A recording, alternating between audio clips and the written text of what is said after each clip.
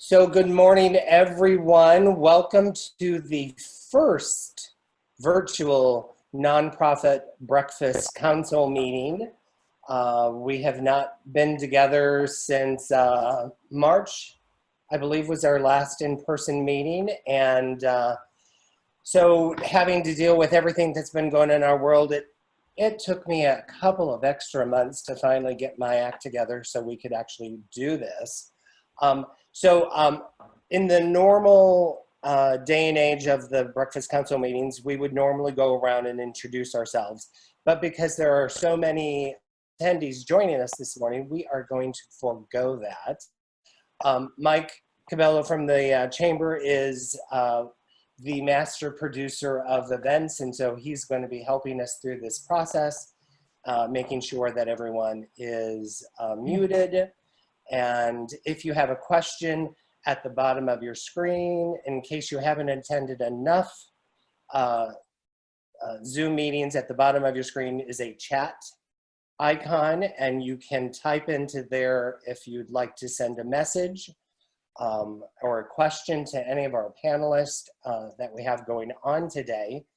But along with Tracy, our lovely co-host with the Breakfast Council, we are so happy that you are able to join us. And once again, we are very grateful with our collaboration with Raylan Barlow at the National Leadership Institute, who has assembled the fabulous panel that we have today. And so without any further ado, I will turn this over to Raylan. But one last comment before I do. Okay. Today's meeting is being recorded, so if you have to jump off early, we will be posting this and making it available so you'll be able to catch up and also share it with individuals who maybe could not join us here for today. So on behalf of Tracy and myself, thank you.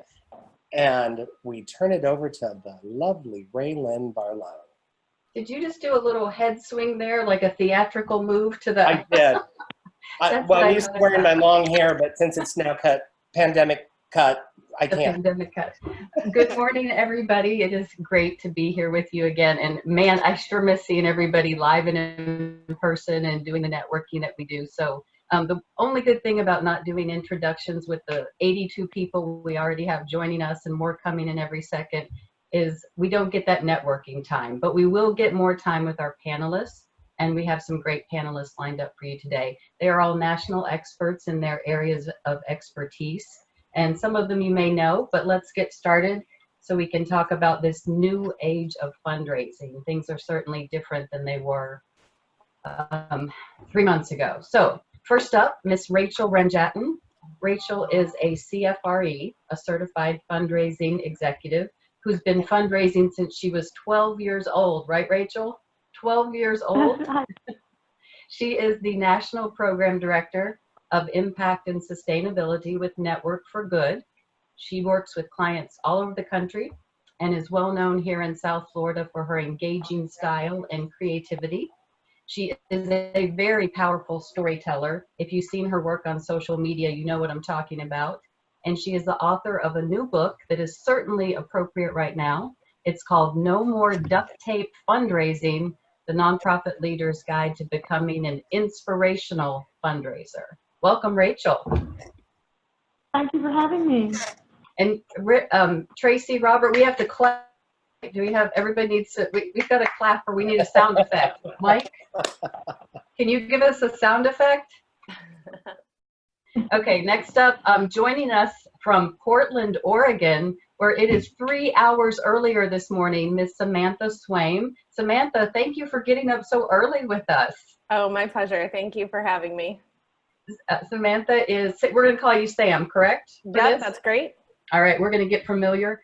She is with Swaim Strategies. Swaim Strategies. That is hard to say at 9:30. Is it easier at 6:30? No. Swaim Strategies, which is a fundraising event consultancy group.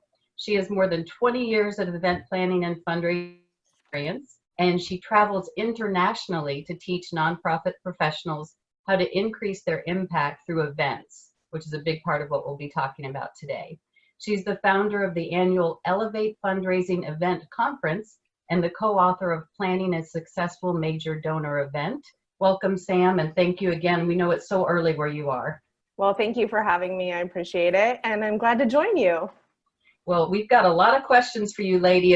Oh yeah, everybody, we need to clap, equal clappage, please. Just to keep it real. And last but never ever least, ever, Mr. Chris Caputo. Chris is the chief strategist and co-founder of Development Partners, which launched in January of this year after the sale of his first technical agency, which was Agile Element. Many of us are familiar with that group. He's been a leader in data-driven customer acquisition and marketing technology for the last decade. To me, that means he is a technical and digital marketing wizard. So, Chris, that's how I describe you. He's helped South Florida nonprofits raise more than $15 million and helped clients acquire more than 1 million new customers, which is key to what we're doing right now in this virtual age. And in April, as COVID was picking up and growing, unfortunately, Chris helped launch a virtual event streaming platform called Stream Ally, and it's already grossed nearly $100,000 in donations and tips for nonprofits and entertainers just since April. So Chris, our technical wizard today, and we are happy to have you. It's been a busy year for you. It has been busy, but I'm so excited to be here. It's great to be back. All right, so many questions. We'll be taking questions in the Q&A slot as well. Tracy and Robert are going to monitor those for the end. And let's start off with each one of you. You could all be a solo session. I say that every time, but it's true. You could all be a solo session and we could talk with you for hours. But let's talk first about your work right now with nonprofits, how you've pivoted to respond to COVID, and how your virtual fundraising events have changed drastically. So Rachel, let's start with you. Sure, and so, most of our clients fall into one of two groups. They're either providing services now, like food banks, or they're totally sidelined, like arts organizations. And so at Network for Good, what we have done is developed a lot of resilience training, which includes communications, and it's offered free to every nonprofit around the country. In fact, the next one will be next week. But we've developed communication streams for them. So how do you message with donors if you are providing services now versus those that are not? And the interesting thing is most nonprofits that are not food bank or immediate relief, mental health, the things that Tracy spoke about at the top of the hour, they almost feel guilty for fundraising now, and yet their donors still love them. So what we've done is really help people to get comfortable with the idea that everybody should be fundraising now, and then giving them the tools to do it. Very good. And Sam, what are you seeing? How are you pivoting? Events are certainly changing. Events have changed. Events tend to fall into two seasons, fall and spring, and we're mid-spring fundraising season when we started to hear that there may be closures and the inability to gather, and so we moved quickly to move everything online for the same thing that Rachel was just discussing, that the importance of continuing to fundraise. And there's a lot of data and a lot of research, especially now, being done around the times of crisis and the nonprofits who continue to remain in front of their donors, continue to talk to donors, continue to actively fundraise during a time of crisis are much more likely to not only survive, but actually come out of the crisis stronger than when they went in. And so for us, the primary focus has been, regardless of the type of organization, how do we continue telling your stories and how do we continue fundraising? And surprisingly to me, I was a naysayer, but I've been pleasantly surprised to discover that virtual events are outperforming our in-person events. They're cheaper to produce. We're seeing a much broader reach, new donors. So we've been spending a lot of our energy and time on how to continue to move all of our galas, auctions, even conferences and learning experiences online into a virtual format. Wow, interesting. Okay, so Chris, let's get your pivot move, and then I've got so many questions, and they're already starting to come in the chat button. Great. So kind of just echoing, what Rachel and Samantha have said. There's kind of four things that we've seen in terms of a pivot. So first off, there's been a lot of nonprofits that have taken advantage of the opportunity, frankly, to still be visible. There's a lot more eyeballs online, on Facebook, on social media, where you can get your message in front of because people are at home all of the time. So starting off with just, helping them take advantage of the additional opportunity for visibility, and then rolling from that into engagement. Obviously doing online fundraising events is great, but at the very least, we've helped some nonprofits who've just held events for the purpose of staying engaged with their volunteers and their donors, even if there's no ask. And that's been incredibly productive. And then kind of the next level from that being the actual live streaming interactive events. I think Sam just said something really key, which is for most of the people that we're working with, these are more profitable than a traditional event would be because it doesn't carry the high costs and some of the risks associated with those type of events. Now, we've certainly learned some lessons about, some mistakes we've made along the way, and a lot of learning opportunities, which of course we'll be sharing today. And then finally, for those that, like say the Smart Ride, which is a bike ride happening later in the year, we're looking still at other creative ways. Like for Smart Ride, we're doing it where people, instead of it all being about this event, which could potentially be canceled down the road, where we're making it where people can fundraise for training miles, they log on Strava. So it's creating an alternative to what was just this one final end date event. And all four of those have been really, really wildly successful so far. Yeah.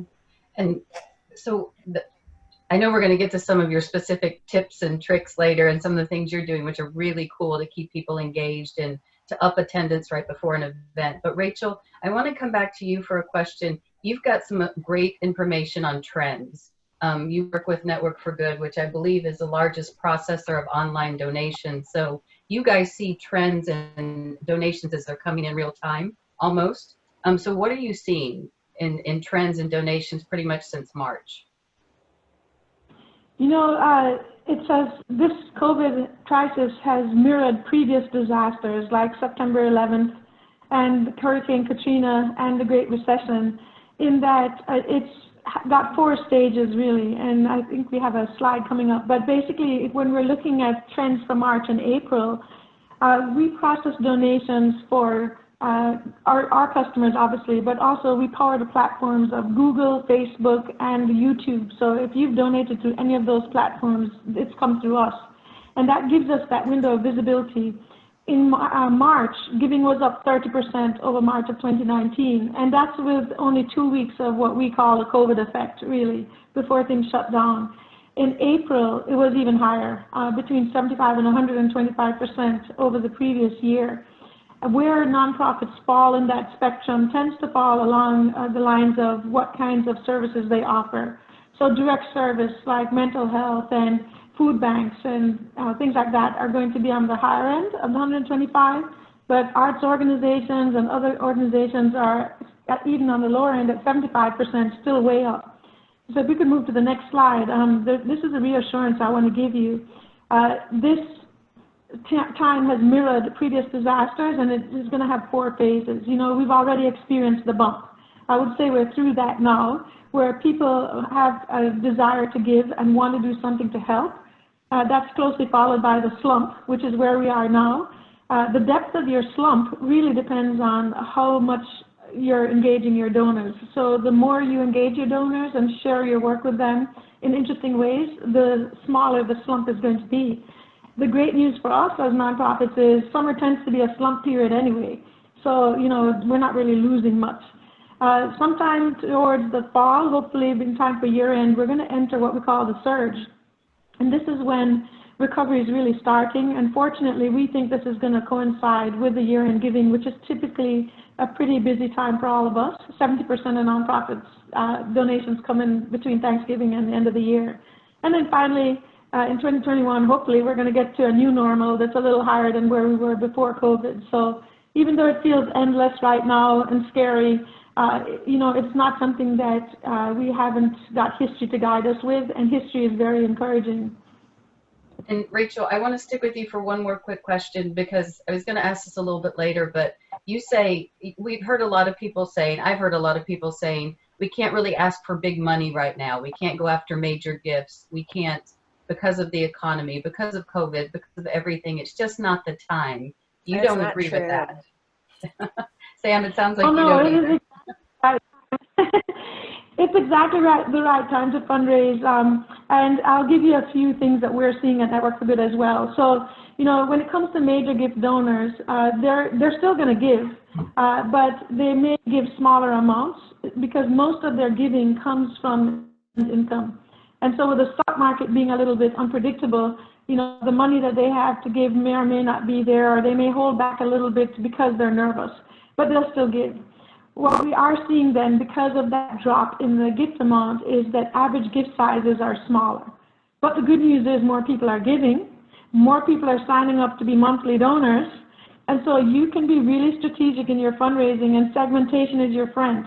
What you want to do if you want to win big is make sure that you're making the right asks to the right group, and I'm sure Sam's going to talk about that shortly, but you know, you want to be looking at those small donors to see if you can move them, you know, down the funnel more to be monthly donors, and move those mid-level donors into bigger commitments by, you know, working with them as well. But very, very encouraging.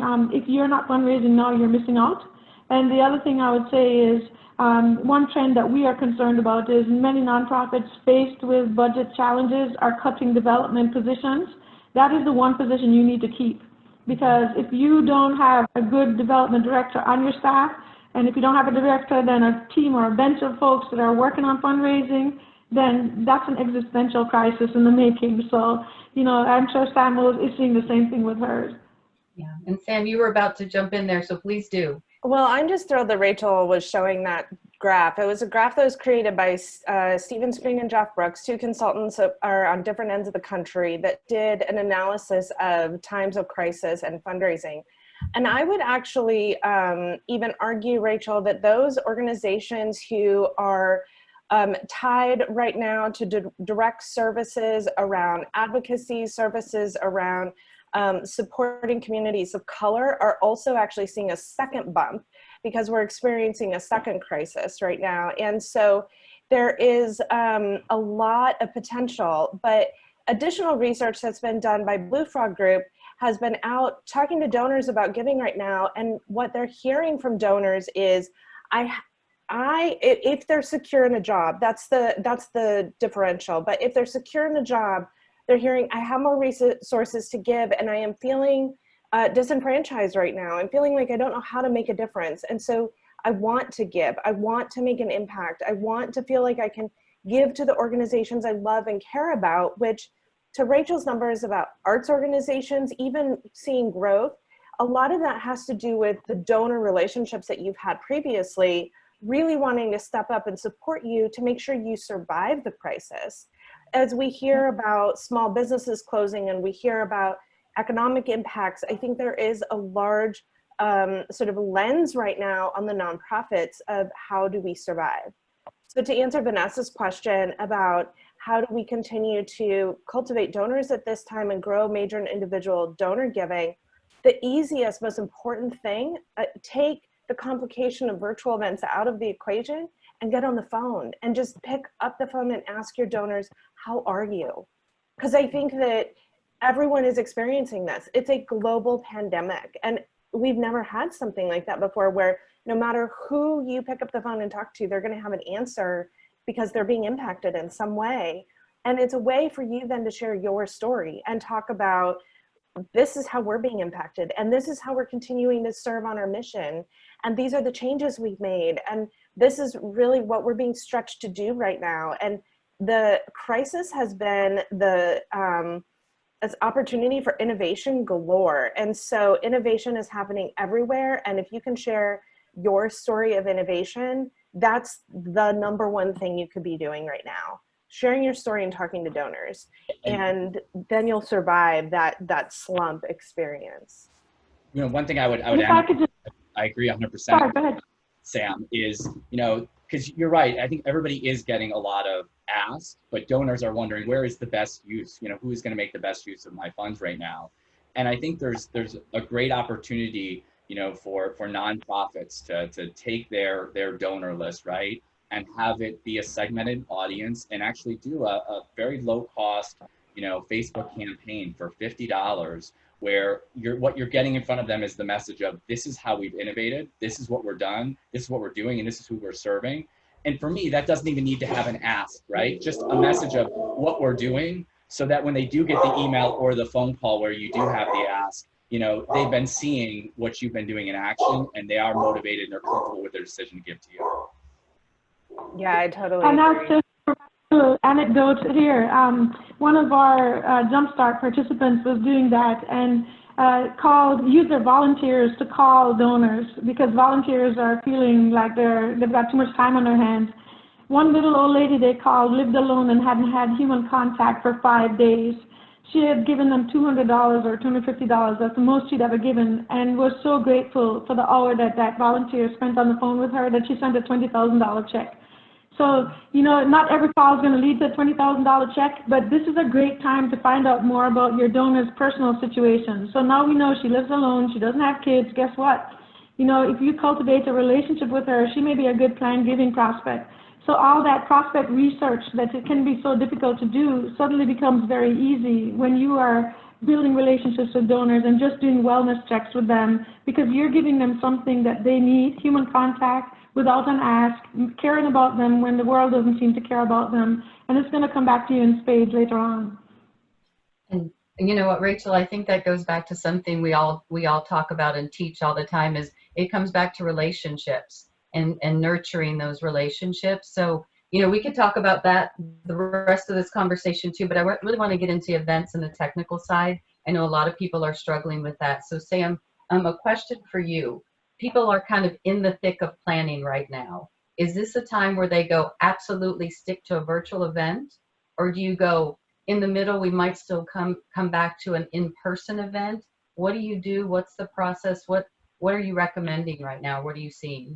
It's a great question. I think my personal philosophy has been, who wants to throw a party that makes people sick or worse, right? And so I think we have to ask the questions about liability right now and ask questions about responsibility. And a lot of advocacy is happening right now about, even though we're starting to open, the value of still social distancing. And when you think of social distancing at a party, it's very hard to accomplish. Even the standard 60-inch table, that's only 5 feet apart. So you're talking about one guest at a table.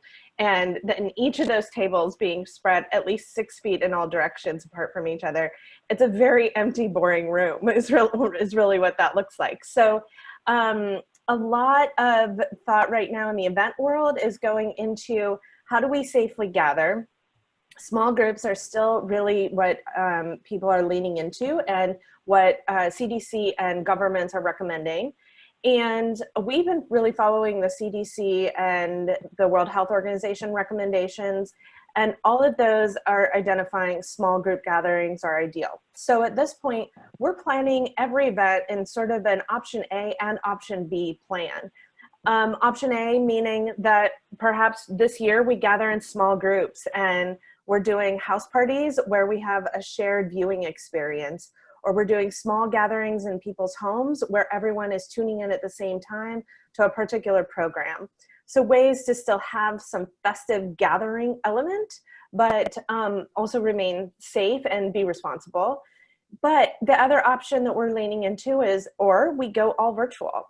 And we expect that in 2021, we're still going to be in a place where at least hybrid is the new normal, because we expect that there will be a very high rate of people who don't feel safe going out, who are in a higher risk category, but they're important to us and they believe in our mission and we want to meet them where they're at. And since this time has forced innovation, it has created access to technology quickly. And people are adapting to technology really quickly. And so there's opportunity for us now to think about, what does 2021 look like for us, and how do we perhaps do a hybrid version where we do gather in a ballroom, but we also have an online element component. And for us, I see that as two very different mediums. In a ballroom, you are throwing a party and you have the energy and the momentum and the feeling of the room and the festivities. When you are virtual, you are talking one-on-one through a computer screen, and it is intimate and it is like a television program. And so all of your storytelling elements will work in any of those formats.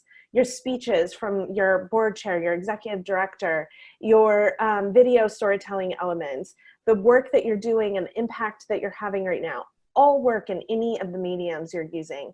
but your fundraising mechanism may change.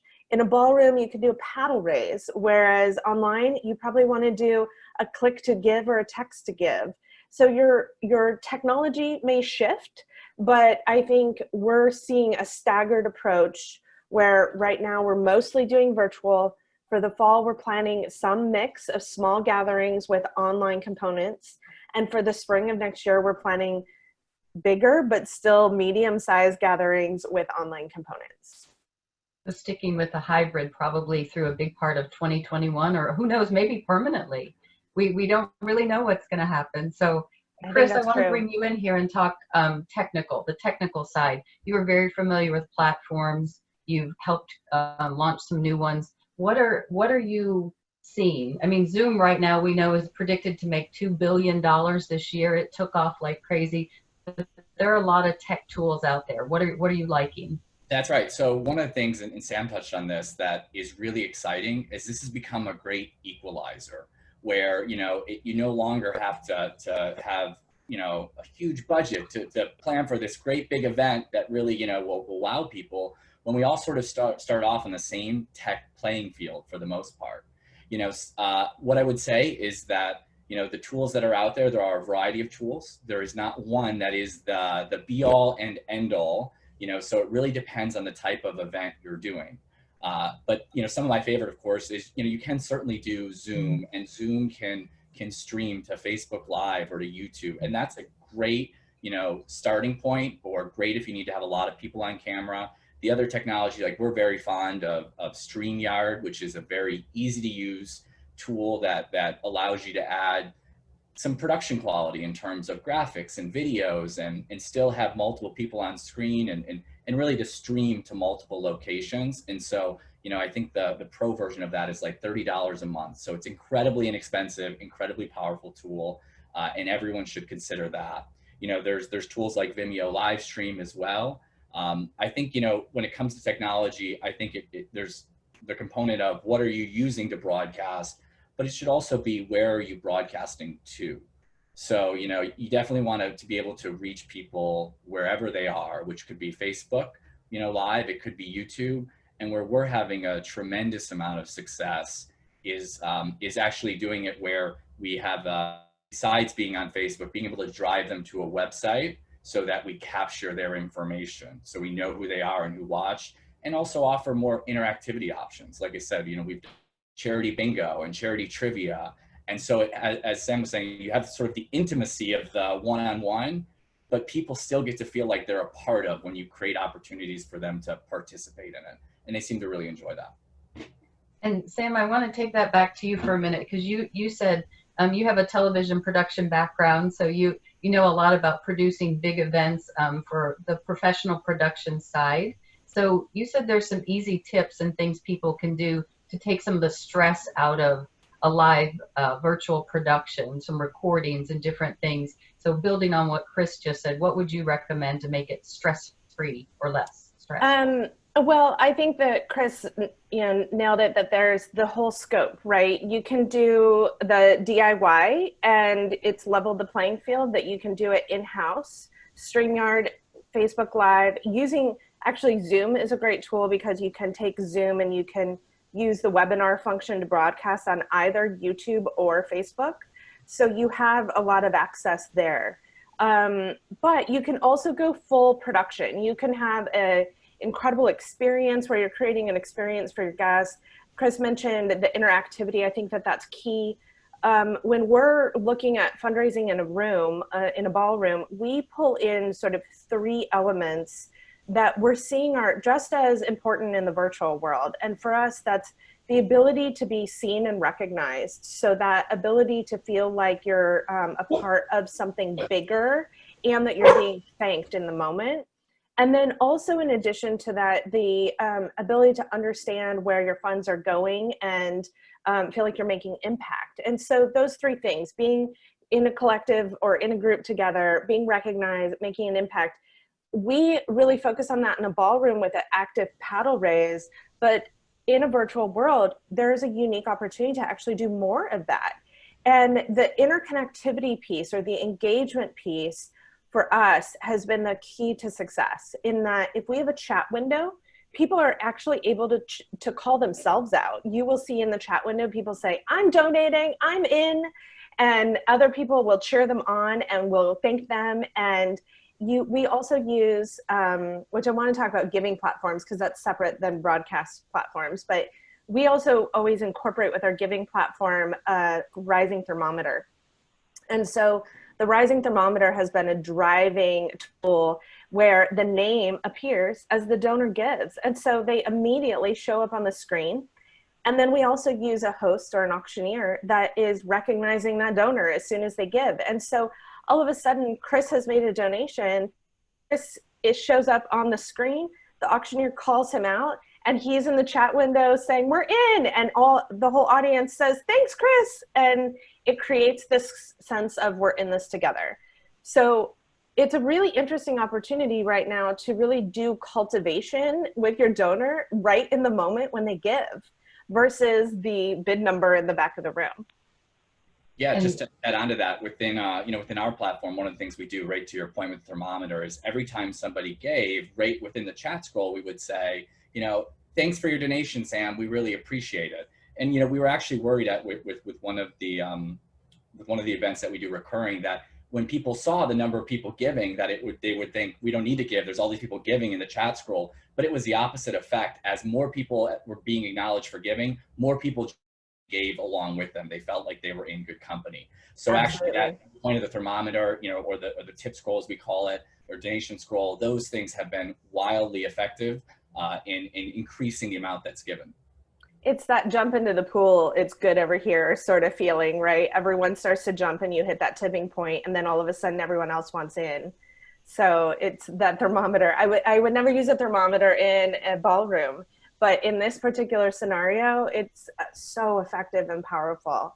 And Chris, you touched on the RSVP piece where you're gathering information by driving people to a website. We've been using a lot of the platforms you talked about. Vimeo and YouTube are the two we use most often. We've been building websites in Vimeo Business where we can gather an RSVP so we can get their information, but also that helps us to understand how to communicate with them and keep them engaged. So we make sure that they tune in, because sometimes we're doing a lot of promotion the week before, and then we want to make sure they're active and live.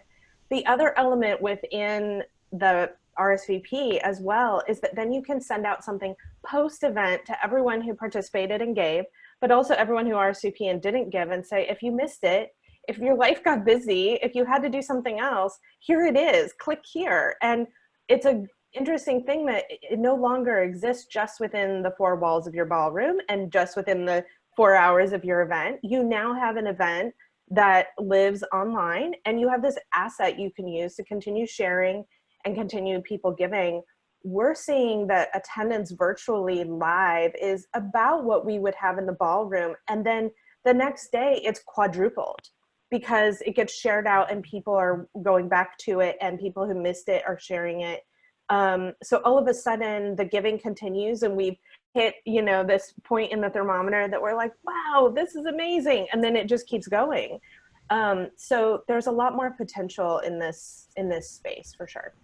One thing I would, to add on to that is when people are signing up in advance, when we have a registration page, we always try to collect their cell phone number and their opt-in to send a text. We have found that about half of our attendees are coming through as a result of the text reminder.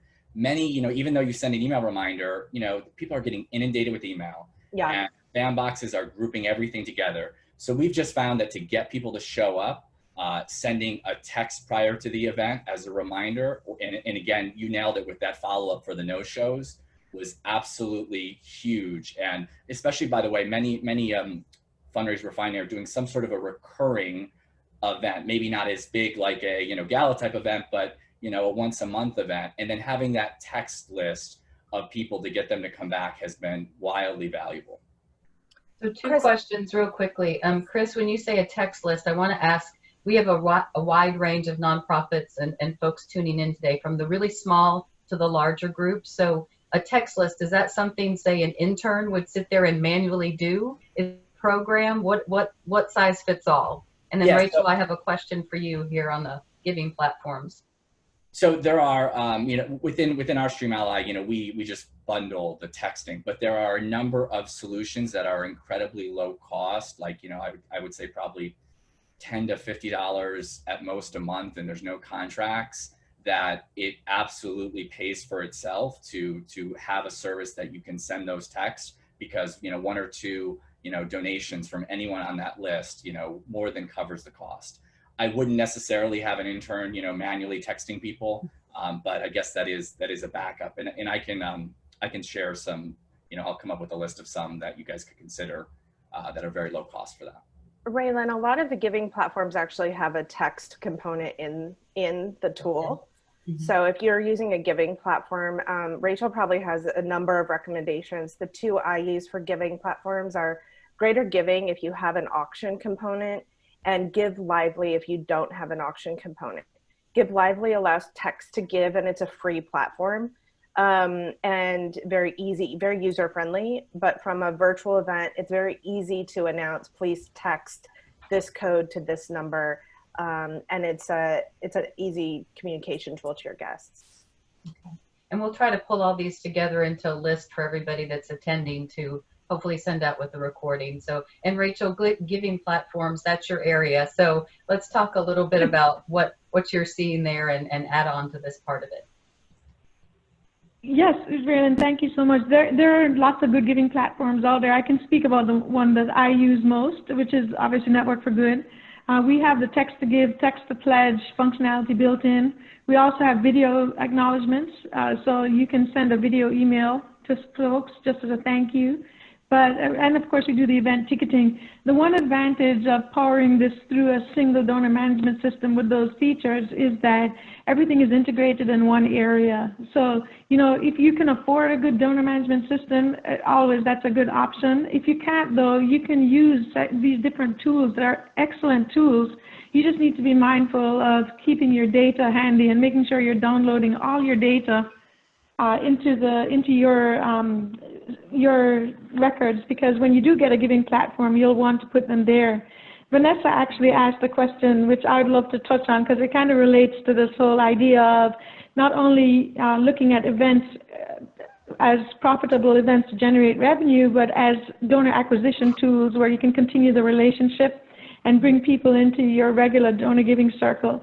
So Vanessa asked, how important is it to analyze your database? What tips do you have to pivot away from focusing on events and focusing on growing major and individual donors that already give to your organization? And I'd say, Vanessa, you have hit on the gold mine of fundraising in this time. The fortunes already in your database are in your donor list, because most people are giving to causes they're already connected to. And there is some donor acquisition, as Sam said earlier, especially in the area of advocacy and anti-racism efforts. But for most organizations, it's going to be in your database. So I would look at three metrics: recency, frequency, and affinity.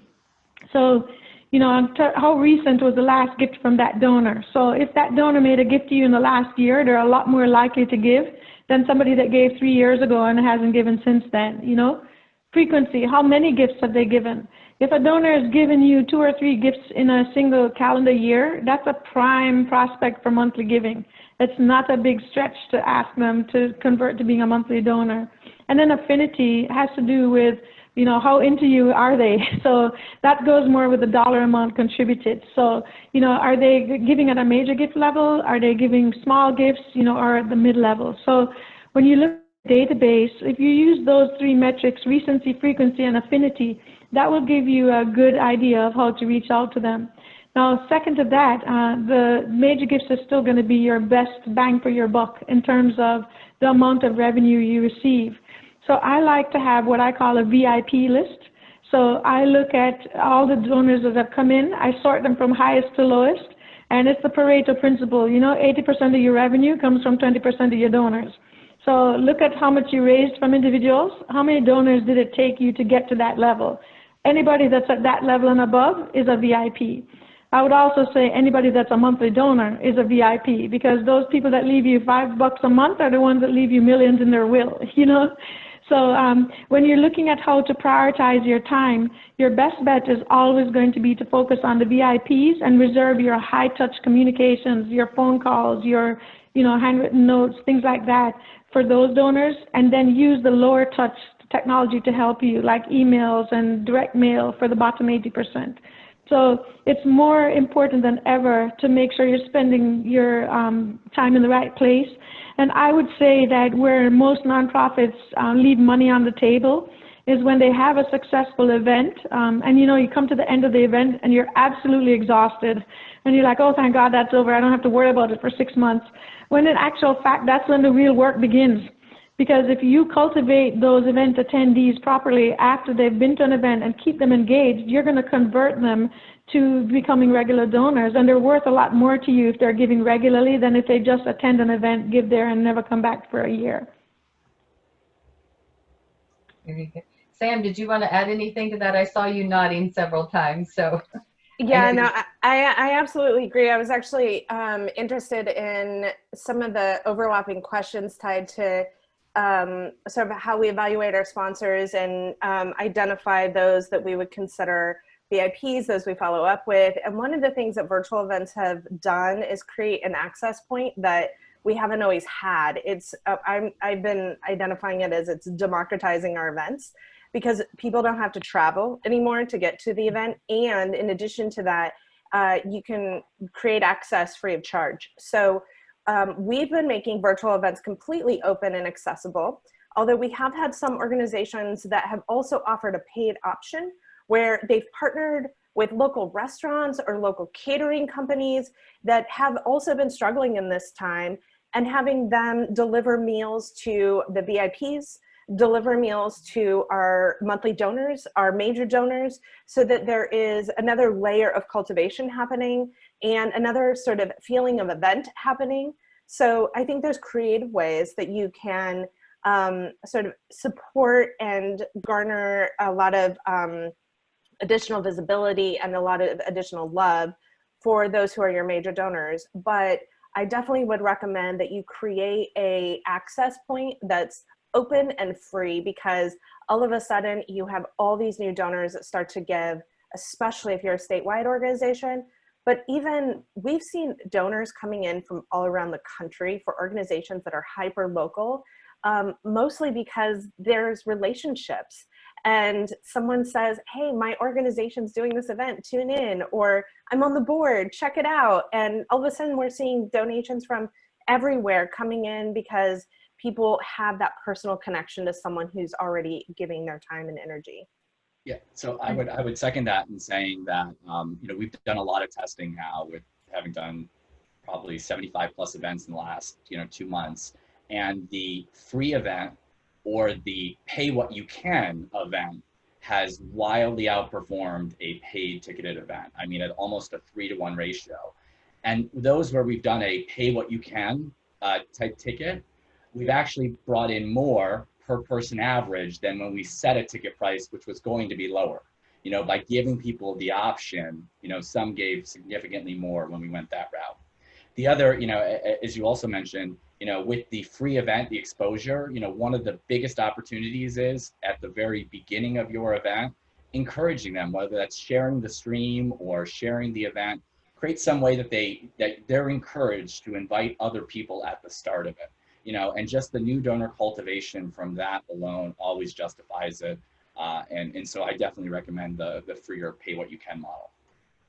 We have a question from someone named Whitney about, can you explain what a gala would look like virtually? And Chris, you beat me. I've only done about 35 virtual events in the past 2 months. You've doubled that. So I just thought that was like a great starting question too, to make sure that everyone kind of has a vision of what this could possibly be like. Sure. So in full disclosure, a lot of our events are not necessarily gala style. They're a little more interactive and sort of personable. But what I would say is what we have seen, and we're actually working on one coming up, is where you have a couple of special guests, which are probably pre-recorded segments of somebody who is well known, who is influential, who is a great performer. Have a couple of segments where they provide performances or short speeches or cameos. and you have that interactivity. To me, that's how you would, execute the gala. I think it's incredibly important that it does not become, any one person talking for 10 or 20 minutes, but instead is sliced up, and people can sort of see what's coming up next, and again, still having that opportunity throughout to give. And I love the, the thermometer throughout, the ask throughout, if you're going to go that route. And again, what we found is those lower barrier to entry events. It can be an amazing event with amazing, people participating, on it, but having it so that it's welcoming to everybody, can be so successful, when you consider how you might structure what would have otherwise been a traditional gala. And Chris, if I can interject, I know that there was a question and answer on having a pre-recorded portion of those events that you answered, and I want to make sure I draw attention to your response. Yeah, so we for a number of the recurring shows we do, we have people that will record, a segment, right? And that could be literally wearing the same shirt, wearing everything that they are in the same spot, but because it's very important that the message comes off perfectly, they will pre-record that, and then using a tool like StreamYard, you can actually just drop in that video, and with a good transition, nobody will know that that one segment was pre-recorded. Frequently, I was muting earlier because my dogs are attacking everything that's outside and screaming at stuff. And you don't even though some element of that is fun and playful, you don't necessarily want your biggest ask or most important ask to be drowned out by background noises or anything else that could go wrong in a live stream, like even a bad video connection. So I definitely recommend, for critical segments, if you can pre-record it and it goes smoothly, that it's definitely worth doing that way. Yeah, we've been doing almost all of our speakers pre-recorded, although our secret is that we actually say coming to you live from their home, and they're not, they're recorded, because it just takes away some of the technology glitches and some of the concerns and barking dogs and all of those elements. But we do have one critical live moment, and that is the appeal. And so from a gala perspective, we really focus on the storytelling. That's the most critical part. We've been opening with a welcome where we clearly describe to people how to participate. I think that's the most important component, because if you haven't done this before, you have to walk donors through what the giving platform is, where they log in, how to give. And then we move into our welcome, our program stories, our executive director speech, video content if we have it, about what the organization does, how they're responding to coronavirus. Highly recommend right now that your story focus on how you're being impacted currently. And then we move to appeal. Appeal becomes for us to recognize donors as they come in, and for us to give a shout out as that thermometer climbs. And then we can move into other programming like fun and exciting things, entertainment. We had one organization teach a tap dancing class, and we had another organization teach a salsa lesson, and then come back to that thermometer and see how it's doing. So lots of opportunity. We've mostly been putting auctions online though. We found very quickly that people did not identify or differentiate the difference between a silent auction, a live auction, an online auction. And all of the auction elements we put online, we promote them during the virtual event. So we'll see a bump in bidding, but we also leave them open after for 2 days, so that all that viewing that happens after the event, there's a way for people to give. Generally, I see Whitney's question about time. Generally, we're doing 45 to 60 minutes. The shorter, the better. Your audience does not want to sit in front of their computer all day. And so we've been trying to keep everything under an hour. I have a question for any of you guys. The older population, the senior or the prime population that may be less inclined to join an event virtually, but can traditionally be some of your big donors. You're nodding your heads no, but the question is out there. What about the senior population in virtual events?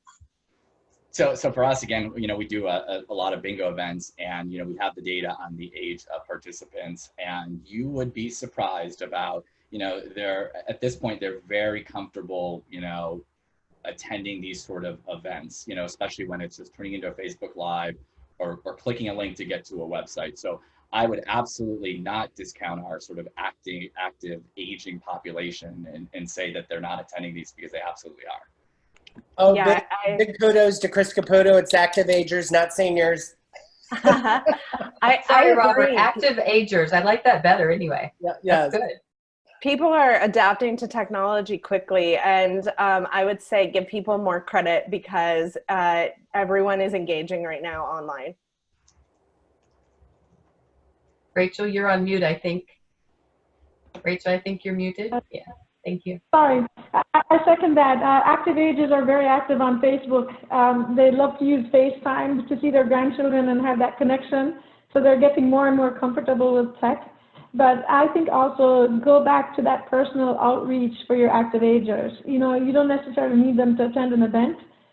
Calling them and doing wellness checks once a week. If you have volunteers you can mobilize, and helping to reduce the feelings of isolation they have are really going to be the biggest drivers of donations to you. So I would invite them to the events, but if they don't show up, make sure you have another way to reach them, because they are feeling the isolation more than ever before. And in addition to the isolation, they are in the medically vulnerable population.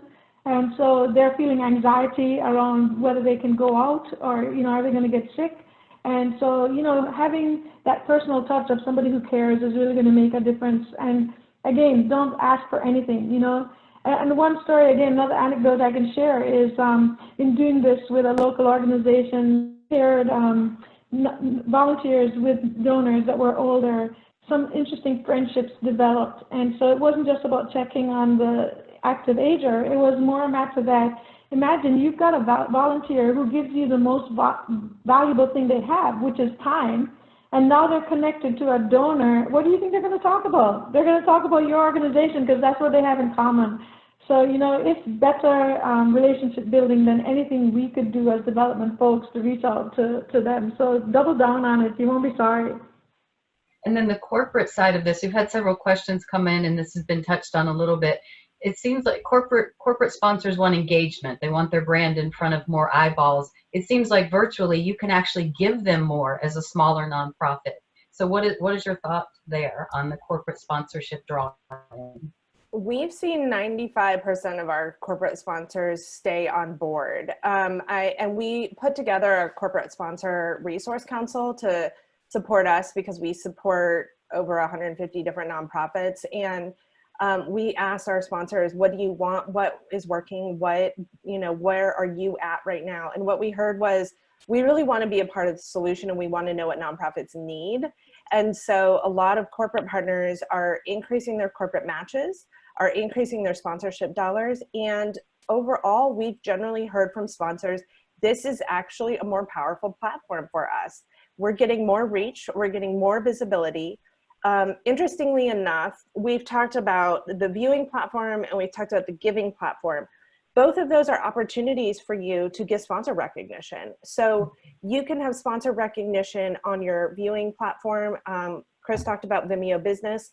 We've been using Vimeo Business to design a web page so that our sponsor logos are across the bottom of the viewing screen.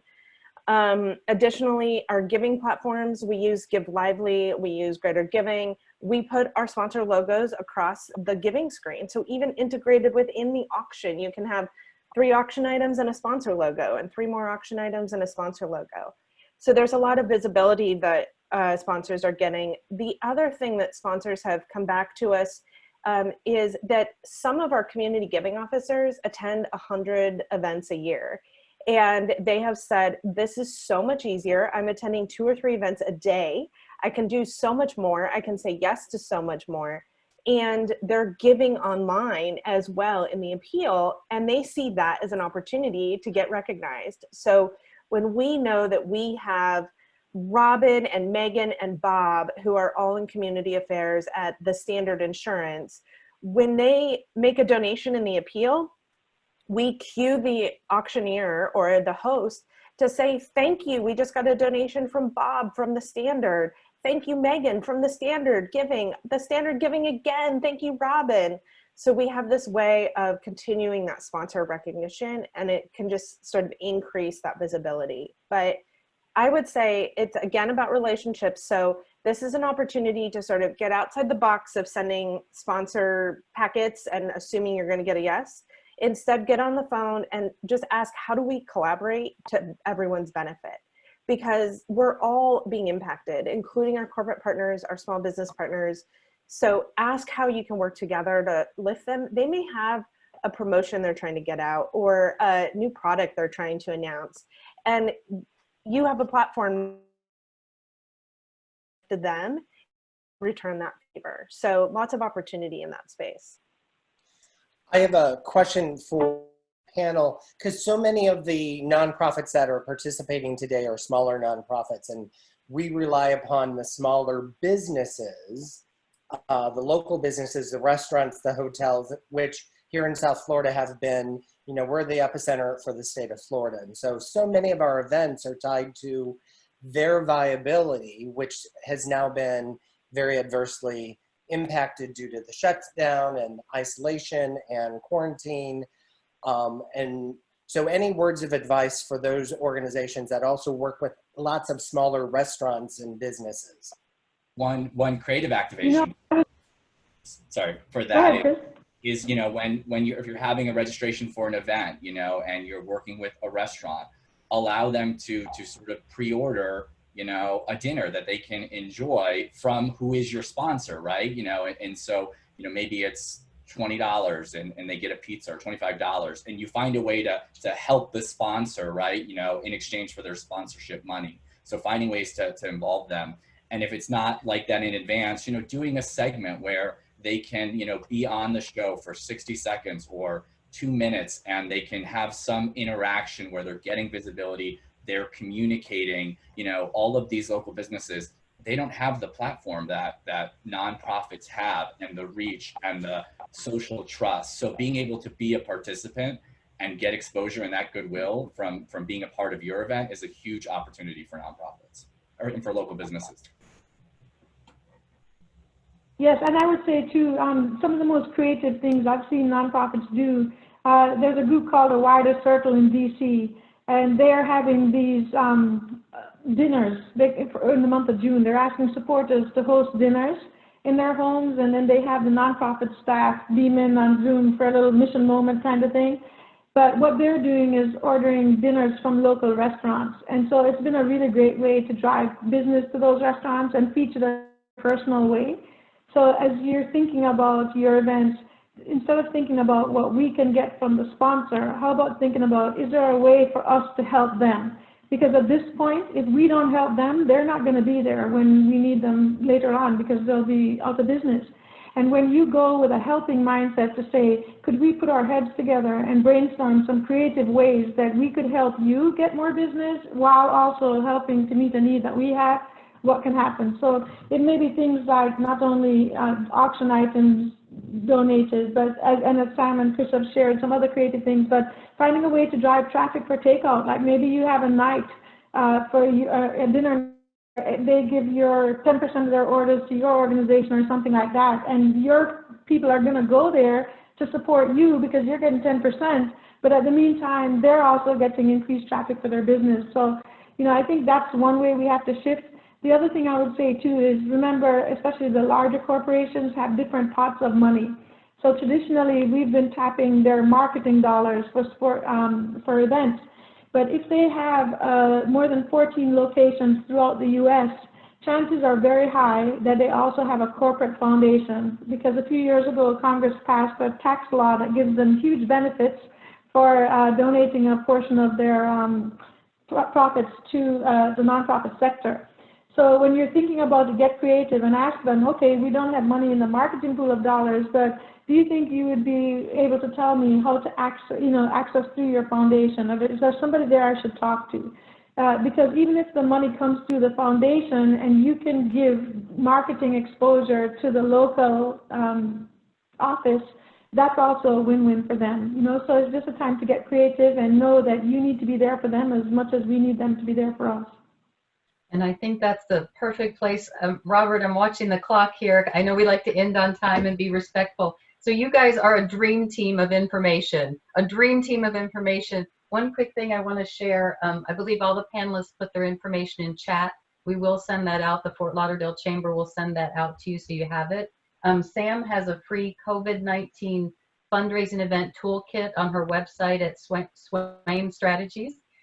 Rachel's book is out now, No More Duct Tape Fundraising. And NLI, our organization, and Rachel's might be doing a fundraising survey soon to get the pulse escape here in South Florida. So watch for that. Chris, you're always available to all of us. Thank you for that. And Robert, I'll turn it back over to you. Well, thank you everyone for joining us for the first virtual Nonprofit Council breakfast meeting. For those of you who are joining us and are not a member of the Chamber, I believe one of our panelists is also the chair of the membership committee at the Chamber of Commerce. And so please join the Chamber, support the Chamber, and we will continue to put these panel discussions together because they are very valuable. And everyone is scrambling to raise funds. And I think if we all put our heads together, then we can all be successful and using each of the pieces and parts that all of our panelists put together. So thank you very much. And on behalf of Tracy and myself and Raylyn, I thank everyone for joining us and the Chamber for providing this platform for everyone to come together. So thank you, thank you, thank you, and talk to you soon. Thank you, Thank guys. you. See you soon. Bye, everybody.